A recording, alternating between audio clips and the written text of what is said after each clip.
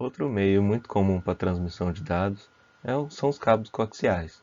Os cabos coaxiais são formados entre dois condutores cilíndricos centrados, em que o condutor central ele é separado do condutor externo através de um elemento dielétrico. A onda eletromagnética ela viaja entre o condutor interno e o condutor externo. O condutor externo também é chamado de malha de proteção ou malha de isolante. Ela é formada por pequenos fios trançados que fazem com que funcionem como uma certa armadura contra a imunidade eletromagnética externa, impedindo que outras ondas eletromagnéticas entrem no seu interior. Apesar de sua excelente imunidade ao ruído, os cabos coaxiais precisam de uma estrutura mais sofisticada para serem fabricados, o que leva a ter custos mais elevados. E, dessa forma, eles estão sendo substituídos pelos cabos de pares trançados. Na parte inferior da figura, podemos ver alguns tipos de conectores. Aqui podemos ver o conector BNC, que é o mais usado quando falamos de redes de computadores, pois eles permitem o engate e desengate rápido da infraestrutura de redes usando cabos coaxiais. Temos também um T, que permite fazer redes em barramento. Aqui nós temos então um barramento formado de diversos cabos e os T's, e cada T faz uma derivação para uma máquina. Por fim, nós temos um terminador. A função desse terminador, como já apresentado, é impedir que a onda eletromagnética seja refletida, ou seja, ele é uma carga que irá absorver toda essa onda eletromagnética e nada dessa onda eletromagnética poderá retornar para a rede na forma de eco. Aqui foi apresentado o conector BNC. Entretanto, há outros conectores também para redes de cabos coaxiais.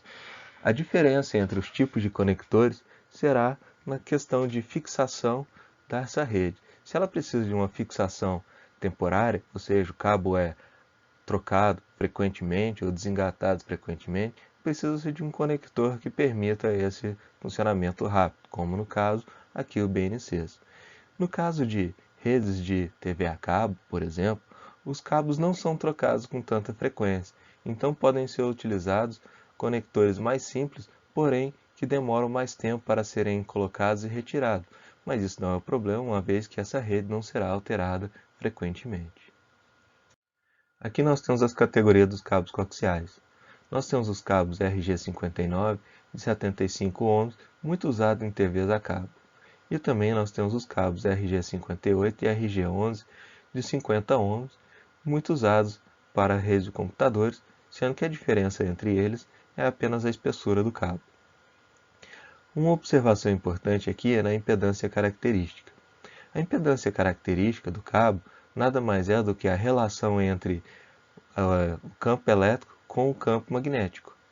Isso nos dá o comportamento da onda eletromagnética no meio. Ela é importante uma vez que o seu terminador para a linha tem que ter uma impedância igual à impedância característica da linha. Caso não tenha a terminação não tenha a mesma impedância característica da linha, haverá reflexão. Essa impedância também tem que ser levada quando estamos falando dos equipamentos. A impedância de entrada dos equipamentos deve ser igual à impedância característica da linha. Caso contrário, também haverá reflexões. Como foi apresentado, a onda eletromagnética em cabos coaxiais trafega entre o condutor interno e o condutor externo. Dessa forma, se a gente fizer pequenas aberturas no condutor externo, essas aberturas podem funcionar como antenas e, com isso, conseguimos, de certa forma, guiar ondas de rádio através da infraestrutura que nós temos.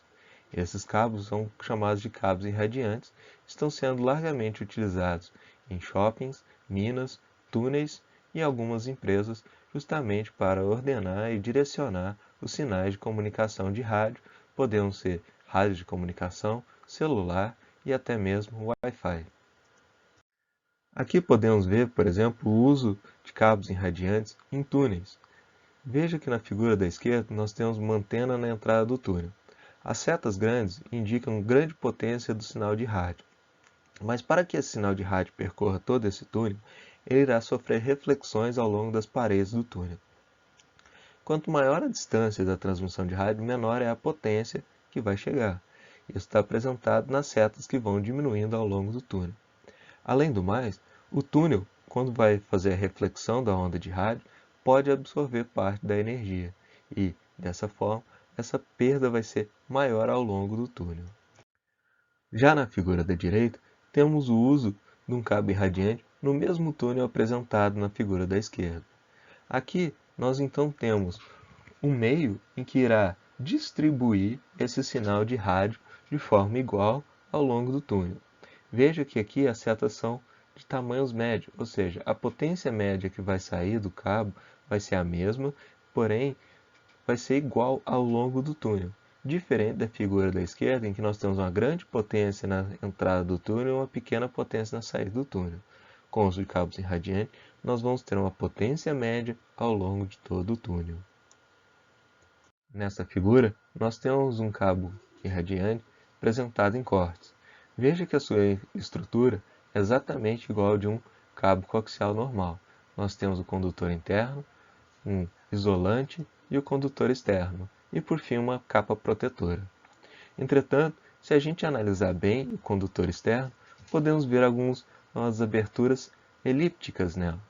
Essas aberturas permitem a irradiação do sinal de rádio através do ambiente e também a absorção de sinais de rádio do ambiente. Os sinais de rádio que vêm do ambiente e entram nessas aberturas ficam presos dentro do cabo coaxial e seguem até as suas extremidades.